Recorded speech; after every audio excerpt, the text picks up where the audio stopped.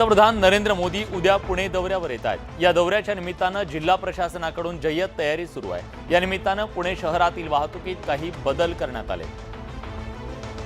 यावर्षीचा लोकमान्य टिळक पुरस्कार पंतप्रधान नरेंद्र मोदींना जाहीर करण्यात आला। हा पुरस्कार स्वीकारण्यासाठी पंतप्रधान नरेंद्र मोदी उद्या पुण्यात येत आहेत। या पुरस्कार सोहळ्याला मुख्यमंत्री एकनाथ शिंदे, उपमुख्यमंत्री देवेंद्र फडणवीस, उपमुख्यमंत्री अजित पवार आणि काही प्रमुख नेते उपस्थित राहतील। पंतप्रधान मोदी यांचं सकाळी 10:30 वाजता पुणे विमानतळावर आगमन होणार आहे। त्यानंतर 11:15 वाजता ते खासगी हेलिकॉप्टरनं शिवाजीनगर पर्यंतचा प्रवास करतील। सकाळी 11 वाजता पंतप्रधान नरेंद्र मोदी श्रीमंत दगडूशेठ गणपतीचं दर्शन आणि पूजा करतील। दुपारी 12:15च्या सुमारास लोकमान्य टिळक राष्ट्रीय पुरस्कार वितरण सोहळ्याला ते उपस्थिती लावतील। त्यानंतर 1:15च्या सुमारास ते पुणे मेट्रोच्या विस्तारित मार्गाला हिरवा झेंडा दाखवतील। पिंपरी चिंचवड महानगरपालिकेच्या हद्दीत येणारी 1280 घरं, पुणे महानगरपालिकेच्या हद्दीत येणारी 2680 घरं याचं लोकार्पण मोदींच्या हस्ते पार पडणार आहे। पंतप्रधान मोदींच्या या दौऱ्याची जय्यत तयारी करण्यात आली असून पुणे शहरातल्या वाहतुकीच्या मार्गात अनेक बदल करण्यात आलेत। लोकमान्य टिळक राष्ट्रीय पुरस्कारावरून महाविकास आघाडीत असंतोष निर्माण झालाय। पंतप्रधान नरेंद्र मोदी आणि राष्ट्रवादी काँग्रेसचे अध्यक्ष शरद पवार एकाच व्यासपीठावर येणार असल्यानं मवियातील नेते नाराज आहेत। ही नाराजी मवियाच्या मुळावर येण्याची शक्यता आहे। लोकमान्य टिळक स्मारक ट्रस्टचा लोकमान्य टिळक राष्ट्रीय पुरस्कार पंतप्रधान नरेंद्र मोदींना जाहीर झाला। मंगळवारी पुरस्कार वितरण सोहळ्याच्या निमित्तानं पंतप्रधान नरेंद्र मोदी आणि शरद पवार एकाच व्यासपीठावर येत आहेत। त्यामुळे काँग्रेस आणि ठाकरे गटात अस्वस्थता आहे। कुणी कार्यक्रमाला जावं याबद्दल माझं ते मत, कुणी उपस्थित राहील त्यांचा वैयक्तिक प्रश्न। मवियात निर्माण झालेल्या तिढ्यावरून सत्ताधाऱ्यांनी विरोधकांना टोले लगावण्याची आयती आलेली संधी साधून घेतली। हा एका संस्थेनं आयोजित केलेला कार्यक्रम असल्यानं याकडे राजकीय दृष्टिकोनातून पाहू नये असं आवाहन रोहित पवारांनी केलंय। शरद पवारचा राष्ट्रवादी पक्ष हा त्यांचा आहे, त्यांनी कुठं जावं कुठं नाही जावं हे महाविकास आघाडी ठरवू शकत नाही। राजकीय वातावरण आणि उद्याचा कार्यक्रम याला कुणीही जोडू नये असं माझ्यासारख्याला सुद्धा वाटतं। भारतीय असंतोषाचे जनक म्हणून लोकमान्य टिळक यांना ओळखलं जायचं, मात्र आता त्यांच्या नावानं दिल्या जाणाऱ्या पुरस्कारावरून मवियात असंतोष निर्माण झालाय असं म्हटलं तर अतिशयोक्ती ठरणार नाही। पंतप्रधान नरेंद्र मोदी उद्या पुणे दौऱ्यावर येत आहेत। पंतप्रधान मोदींच्या हस्ते विविध विकास कामांचं उद्घाटन होणार आहे। यात पुण्यातील 12 किलोमीटर मेट्रो मार्गाचं सुद्धा उद्घाटन होत आहे। पंतप्रधान नरेंद्र मोदी उद्या पुणे मेट्रोच्या 2 महत्त्वाच्या मार्गिकांचं उद्घाटन करणार आहेत। पुणे मेट्रोच्या फुगेवाडी ते सिव्हिल कोर्ट आणि गरवारे कॉलेज ते रुबी हॉल मार्गिकेचं लोकार्पण होणार आहे। पुणे मेट्रोच्या फुगेवाडी ते सिव्हिल कोर्ट या 6.9 किलोमीटरच्या मार्गिकेवर 4 स्थानक आहेत, तर गरवारे कॉलेज ते रुबी हॉल या 4.7 किलोमीटरच्या मार्गिकेवर 7 स्थानक आहेत। पुण्यातल्या अत्यंत महत्त्वाच्या ठिकाणांना कनेक्ट होत आहे आणि आता आपण जे स्टेशनवरनं आलो ते सिव्हिल कोर्ट अंडरग्राऊंड स्टेशन आहे, हे भारतातले वन ऑफ द डीपेस्ट स्टेशनपैकी आहे। सगळ्यात देशातलं सगळ्यात भुयारी अंडरग्राऊंड स्टेशन हे पुणे असणार आहे। ही मेट्रो सेवा सकाळी 7 वाजल्यापासून सुरू होऊन रात्री 10 पर्यंत कार्यान्वित राहील। गर्दीच्या वेळेत दर 10 मिनिटांनी, दुपारी 12 ते 4 या वेळेत 15 मिनिटांनी मेट्रो सेवा सामान्यांसाठी सुरू राहणार आहे। या मेट्रोमुळे पुणेकरांचा प्रवास अतिशय वेगवान होणार आहे। पिंपरी ते पुणे प्रवास 22 मिनिटात, वनाज ते रुबी हॉल हा प्रवास 20 ते 22 मिनिटात आणि पिंपरी ते सिव्हिल कोर्ट हा प्रवास 22 ते 25 मिनिटात होणार आहे। धावत्या ट्रेनमधील हत्याकांडानं महाराष्ट्र हादरून गेला। जयपूर एक्सप्रेसच्या एकूण 3 डब्यांमध्ये गोळीबार झाला। या गोळीबारात 4घांचा मृत्यू झालाय। जयपूर सुपरफास्ट एक्सप्रेस वापी आणि मीरा रोड स्थानकादरम्यान असताना हवालदार चेतन सिंग आणि काही प्रवाशांमध्ये वाद झाला। त्या चेतनला इतका राग आला की त्यानं प्रवाशांवर बंदूक उगारली। हे पाहून आरपीएफचे सहाय्यक पोलीस उपनिरीक्षक टीकाराम मीणा यांनी चेतनला शांत करण्याचा प्रयत्न केला, मात्र चेतन काही ऐकण्याच्या मनस्थितीत नव्हता। त्यानं त्याच्या वरिष्ठांसह प्रवाशांवर सुद्धा गोळीबार केला। यात टीकाराम मीणांसह 4 जणांचा जागीच मृत्यू झाला। B5, S6 आणि पॅन्ट्री कारमध्ये चेतन सिंगनं गोळीबार केला। आरोपीनं फायरिंग केल्यानंतर चेन खेचून गाडी थांबवली आणि तो पळून जात होता, मात्र कर्तव्यावर असणाऱ्या पोलिसांनी जीवाची बाजी लावून त्याला पकडलं। सगळ्या व्हिडिओज हे तपासामध्ये एकत्र घेतले जातील, ते कोर्याबद्दल केले जातील आणि त्यानंतरच त्याच्यावरती कुठलं कन्क्लुजन काढता येईल। तो मॅनग्रोव्हमध्ये पळून गेला। मॅनग्रोव्हमध्ये पोलिसांनी त्यांना पकडण्याचा प्रयत्न केला आणि त्याला पकडलं। सध्या पोलिसांकडून अन्य प्रवासी आणि TCचे जबाब नोंदवण्याचं काम सुरू आहे। जयपूर एक्सप्रेसच्या 3 डब्यांमध्ये गोळीबाराची धक्कादायक घटना घडली। या घटनेत आरपीएफ चेतन सिंगनं केलेल्या गोळीबारात 4घांचा मृत्यू झाला. चेतन सिंगनं हे पाऊल का उचललं याबद्दल उलटसुलट चर्चा सुरू झाल्यात. जयपूर एक्सप्रेसमध्ये गोळीबार करत हत्याकांड घडवणारा चेतन सिंग हत्याकांडानंतर बराच वेळ मृतदेहांशेजारी उभा होता अशी माहिती प्रत्यक्षदर्शींनी दिली. त्यामुळे आरोपी चेतन सिंगच्या मानसिक स्थितीबद्दल सवाल उपस्थित होतोय. तो तापट स्वभावाचा होता. चेतन सिंगची नुकतीच गुजरातहून मुंबई सेंट्रलला बदली झाली होती.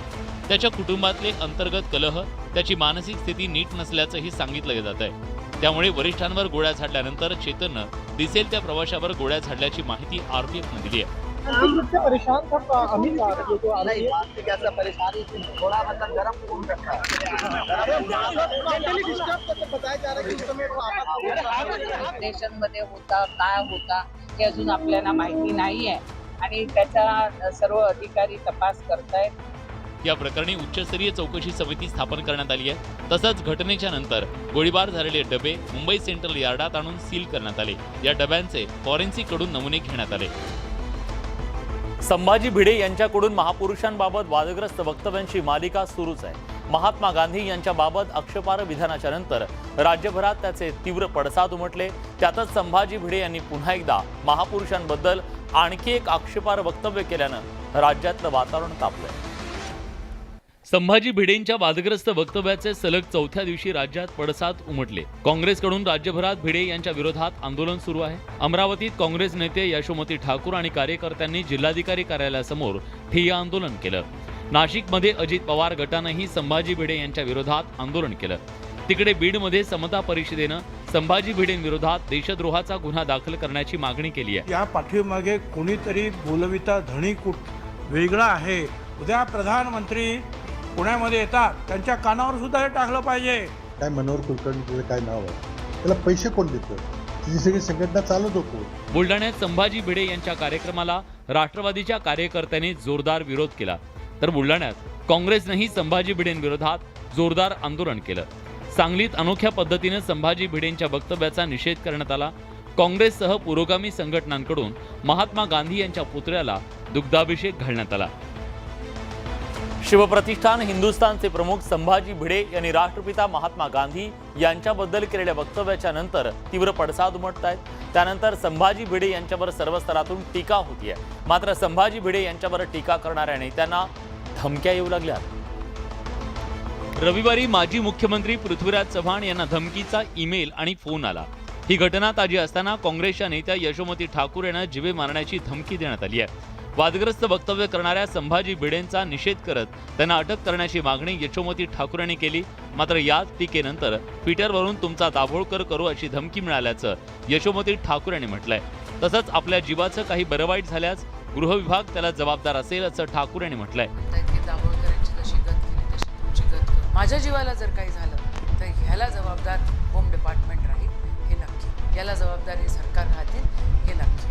धमकीनंतर ठाकूर यांच्याबाबत कोणताही अनुचित प्रकार घडू नये यासाठी यशोमती ठाकूर यांच्या सुरक्षेत वाढ करण्यात आली आहे. राज्य मंत्रिमंडळ विस्ताराच्या पुन्हा चर्चा सुरू झाल्यात. पावसाळी अधिवेशनाच्या पूर्वी मंत्रिमंडळ विस्तार होणार असल्याचं सत्ताधाऱ्यांकडून सांगण्यात आलं होतं. मात्र हा विस्तार काही झाला नाही. आता पुन्हा एकदा मंत्रिमंडळ विस्ताराची चर्चा सुरू झाली आहे. राज्यातील शिंदे सरकारचा तिसरा मंत्रिमंडळ विस्तार होणार असल्याची राजकीय वर्तुळात चर्चा सुरू झाली आहे. पावसाळी अधिवेशनानंतर विस्तार होणार असल्याचं सांगितलं जात आहे. आगामी मंत्रिमंडळ विस्तारात सत्ता वाटपाचा फॉर्म्युला ठरल्याचं सूत्रांनी सांगितलंय. या मंत्रिमंडळ विस्तारात 6 कॅबिनेट आणि 6 राज्यमंत्री अशा एकूण 12 मंत्रिपदावर नियुक्ती केली जाणार आहे.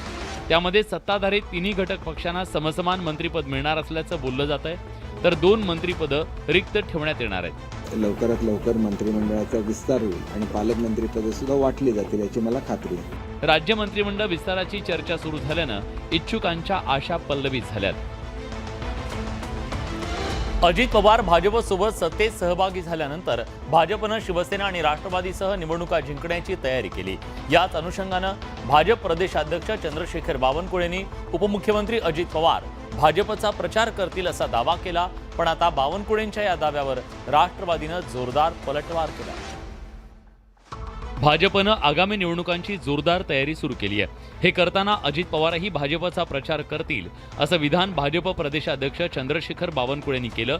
पण बावनकुळेंच्या या विधानाचा भुजबळांनी तिखट शब्दात समाचार घेतलाय. बावनकुळ्यांना जे आहे आता सगळंच काय पुढचं दिसतंय. बावनकुळे पंडित कधीपासून झालं मला काही कळत नाही. भुजबळांच्या विधानानं अजित पवार गट सत्तेत असूनही भाजपपासून 2 हात लांब राहतोय की काय असा संशय आहे. बावनकुळेंनी मात्र पुन्हा एकदा त्यांच्या विधानाचा पुनरुच्चार करत भुजबळांचा संभ्रम दूर करण्याचा प्रयत्न केलाय.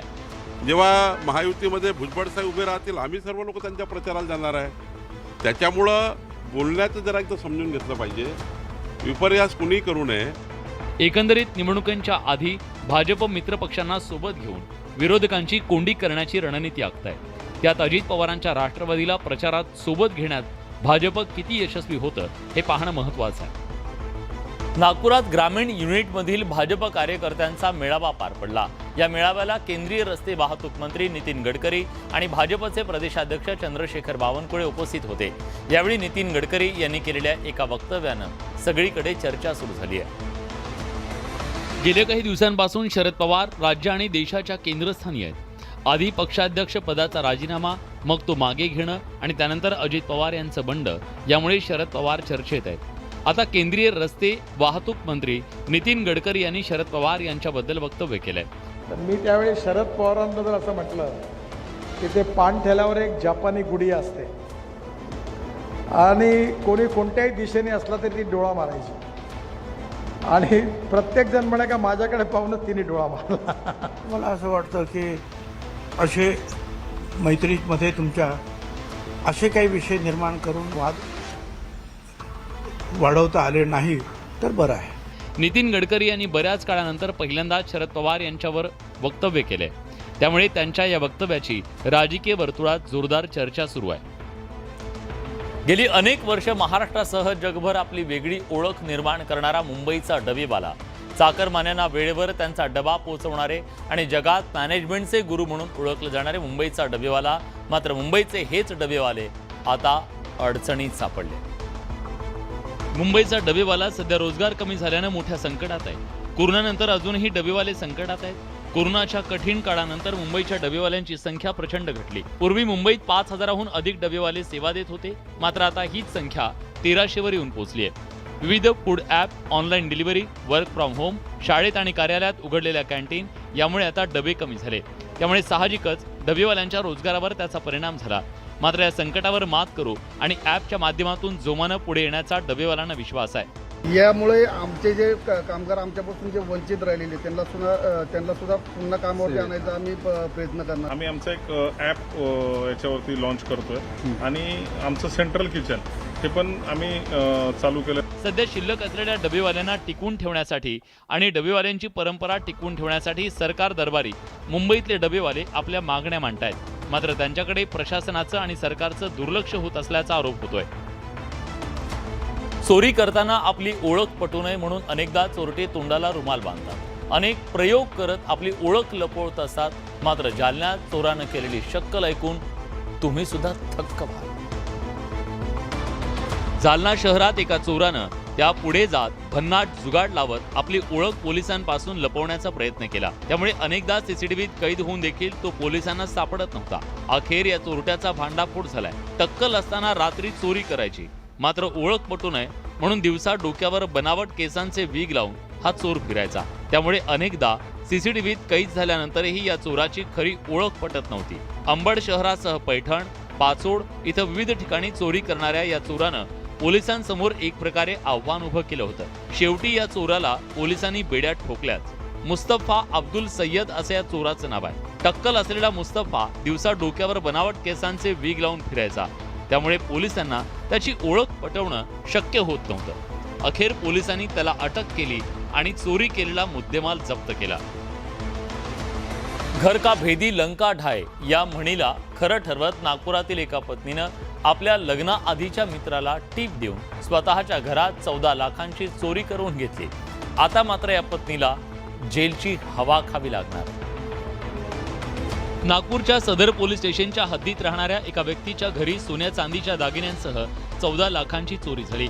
या व्यक्तीच्या पत्नीनंच हा कट रचल्याचं पोलिसांच्या तपासात समोर आलं. चोरीच्या दिवशी या व्यक्तीची पत्नी त्याला घेऊन घराबाहेर गेली होती. या व्यक्तीच्या पत्नीनं प्लॅननुसार चोराला म्हणजे आपल्या आधीच्या प्रियकराला घरात कुठं काय ठेवलंय याची सगळी माहिती दिली होती. प्लॅननुसार पती पत्नी घराबाहेर जाताच हा प्रियकर घरात शिरला आणि काही वेळात ठरल्याप्रमाणे त्यानं मुद्देमाल लंपास केला. मात्र पोलिसांच्या सखोल तपासात हे सगळं बिंग फुटलंय. त्या कॅमेरामध्ये आम्हाला थोडं संशयास्पद हालचाली दिसल्या. आरोपींनी पूर्ण प्रिकॉशन घेतले होते. त्यांनी त्यांचं तोंड झाकलं होतं आणि त्यांचं आयडेंटिटी ओपन होणार नाही याबाबत त्यांनी पुरेपूर काळजी घेतली होती. पत्नीला पतीपासून दूर व्हायचं होतं, मात्र पती त्यासाठी तयार होत नसल्यानं पत्नीनं आपल्या जुन्या मित्राच्या मदतीनं प्लॅन रचला आणि स्वतःच्या घरात चोरी करून घेतली. मात्र पोलिसांच्या तपासात त्यांचा हा कट उघडकीस आलाय. शैक्षणिक गुणवत्ता सुधारावी यासाठी शिक्षक प्रेरणा परीक्षा घेण्याचं तत्कालीन विभागीय आयुक्त सुनील केंद्रेकर यांनी जाहीर केलं होतं. त्यानुसार मराठवाड्यात ही परीक्षा घेण्यात आली. मात्र गुरुजींनी या परीक्षेकडे पाठ फिरवल्याचं समोर आलं. प्रेरणा परीक्षेसाठी मराठवाड्यातून 26,871 शिक्षकांनी नोंदणी केली. प्रत्यक्षात 8,525 जणांनीच परीक्षा दिली. जिल्हा परिषद आणि खासगी अनुदानित शाळांमधील शिक्षकांसाठी ही परीक्षा घेण्यात आली. मात्र बहुतांश जणांनी परीक्षेकडे पाठ फिरवली. एकूण शिक्षकांच्या तुलनेत केवळ 32% शिक्षकांनी परीक्षेला उपस्थिती दर्शवली. परीक्षेचं नियोजन चुकल्याचा आरोप शिक्षकांनी केलाय. शिक्षकांनीच परीक्षेकडे पाठ फिरवल्यानं विद्यार्थ्यांस सांगे ब्रह्मज्ञान, स्वतः कोरडे पाषाण अशी चर्चा रंगल्याचं पाहायला मिळतंय. गेल्या काही दिवसांपासून पीक विमा भरण्यासाठी सरकारची वेबसाईट योग्य प्रकारे चालत नसल्याचं समोर आलेलं होतं. त्यानंतर आता पीक विमा भरण्यासाठी अडचणींचा सामना करावा लागणाऱ्या शेतकऱ्यांना सरकारनं दिलासा दिलाय. CSC सेंटरवर पीक विमा अर्ज ऑनलाईन भरताना शेतकऱ्यांना आता मुदतवाढ देण्यात आली आहे. राज्यातील शेतकऱ्यांना पीक विमा भरण्यासाठी केंद्र सरकारनं मुदतवाढ दिली आहे. पीक विम्यासाठी हप्ता भरण्याची शेवटची तारीख 31 जुलै होती, पण केंद्र सरकारकडून बळीराजाला मुदतवाढ देण्यात आली आहे. आता बळीराजाला 3 ऑगस्टपर्यंत पीक विमा हप्ता भरता येणार आहे. दरम्यान पीक विम्यासंदर्भातील राज्य सरकारच्या विनंतीला केंद्र सरकारकडून मंजुरी देण्यात आली आहे. ऑनलाईन फॉर्म भरताना येणाऱ्या अडचणी लक्षात घेत निर्णय घेण्यात आला. जून महिन्यात हुलकावणी देणाऱ्या पावसानं अखेर जुलै महिन्याच्या शेवटच्या आठवड्यात सर्वदूर दमदार हजेरी लावली खरी, मात्र अजून राज्यातल्या बहुतांश भागातील पाण्याचा साठा वाढलेला नाहीये. अशा परिस्थितीत हवामानाचा फटका शेतीला बसला तर पीक विमा एकमेव आधार शेतकऱ्यांना असतो आणि त्यामुळे विना अडथळा तो पीक विमा शेतकऱ्यांना मिळावा एवढीच अपेक्षा. टोमॅटोची आवक घटल्यानं टोमॅटोला उच्चांकी दर मिळतोय. जुन्नर बाजारपेठेत टोमॅटोला किलोमागे 150 रुपये दर मिळतोय. गेल्या अनेक वर्षातला हा उच्चांकी दर आहे. टोमॅटोला सोन्याचा दर मिळाल्यानं शेतकऱ्यानं चक्क कारमधून टोमॅटो विक्रीला आणला. गेल्या काही दिवसापासून टोमॅटोचे भाव गगनाला भिडले. राज्याच्या विविध भागात आवक कमी झाल्यानं टोमॅटोच्या दरानं उसळी घेतली. जुन्नर बाजार समितीच्या नारायणगाव उपबाजारात टोमॅटोच्या 20 किलो क्रेटला हंगामातला उच्चांकी भाव मिळाला. या बाजारपेठेत किलोला 150 रुपये तर 20 किलोच्या क्रेटला 3,100 रुपये दर मिळाला. एकूणच 1 किलो टोमॅटो हा 1 लिटर पेट्रोलपेक्षा महाग झाला. टोमॅटोची चलती असल्यानं एका शेतकऱ्यानं तर चक्क कारमधून टोमॅटो विक्रीला आणले. आजच्या दिवसाचे या ठिकाणी आमची 83 जाळे आहे आणि 4-5 शेतकरी आहेत आणि त्याचे 2,57,000 रुपये झालेले आहे. आजच्या इतिहासामध्ये हा पहिल्यांदाच 3100 रुपये बाजार झाला आहे. नाही तर यापूर्वी कंटिन्यू 1 महिनाभर 2,000च्या पुढेच बाजार राहिलेत. आवक प्रचंड प्रमाणात कमी झाली असून गेल्या काही महिन्यांपूर्वी कवडीमोल दर मिळत असल्यानं शेतकऱ्यांना टोमॅटो रस्त्यावर फेकून देण्याची वेळ आली होती. आता आवक कमी झाल्यानं टोमॅटोला चांगला दर मिळत असल्यानं शेतकऱ्यांमध्ये आनंदाचं वातावरण आहे. एकीकडे टोमॅटोला उच्चांकी दर मिळत असताना टोमॅटो उत्पादक शेतकरी आनंदात असताना तिकडे कोथिंबीर उत्पादक शेतकरी मात्र संकटात आहे. सतत कोसळणाऱ्या पावसामुळे शेतकरी हतबल झालाय. दर कोसळलेत. कोथिंबीरीला कवडी मोल दर मिळतोय. त्यामुळे शेतकऱ्यांवर ही कोथिंबीर रस्त्यावर फेकून देण्याची वेळ आली. जुन्नर कृषी उत्पन्न बाजार समितीच्या नारायणगाव उपबाजारातील परिसरात दिसत असलेला हा हिरवा पट्टा, मात्र हा हिरवा पट्टा गवताचा नसून शेतकऱ्यांनी मोठ्या काबाड कष्टानं पिकवलेल्या कोथिंबीरीच्या जुड्या आहेत. कोथिंबीरीच्या जुडीला अवघा 50 पैशांचा दर मिळत असल्यानं शेतकऱ्यांवर कोथिंबीरीच्या जुड्या फेकून देण्याची वेळ आली आहे. गेल्या 2 दिवसात लाखभर कोथिंबीरीच्या जुड्या शेतकऱ्यांनी फेकून दिल्या. मागील 8 दिवसात या परिसरात पाऊस पडत असल्यानं आणि मुंबईमध्ये सुद्धा मोठ्या प्रमाणात पाऊस पडत असल्यानं ओल्या झालेल्या मालाला मागणीच नाहीये. शेतकऱ्यांनी एकरी 20 ते 25 हजार रुपये खर्च करून हा सगळा माल पिकवला. मात्र हा सगळा माल फेकून देण्याची वेळ शेतकऱ्यांवर आली आहे. करायचं काय जगायचं कसं अशी परिस्थिती शेतकऱ्यांवर आलेली आहे.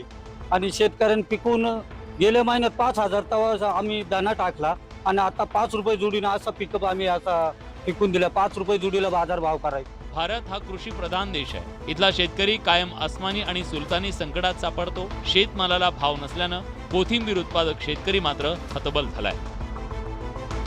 पावसाळ्यात महाराष्ट्रातल्या विविध भागात निसर्गाची मुक्त हस्ते उधळण होते.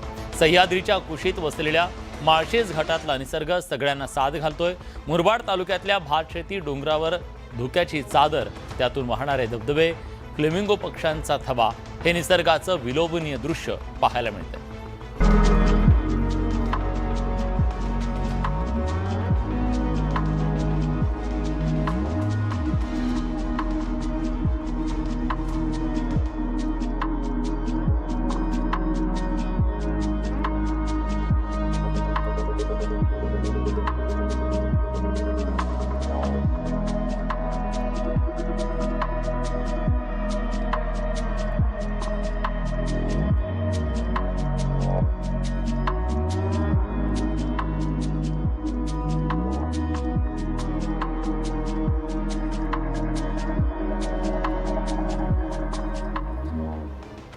याच दिवसभरातल्या सर्व महत्त्वाच्या आणि दमदार बातम्यांसोबत बुलेटिनमध्ये आपण इथेच थांबतोय. ताज्या घडामोडींसाठी बघत रहा न्यूज 18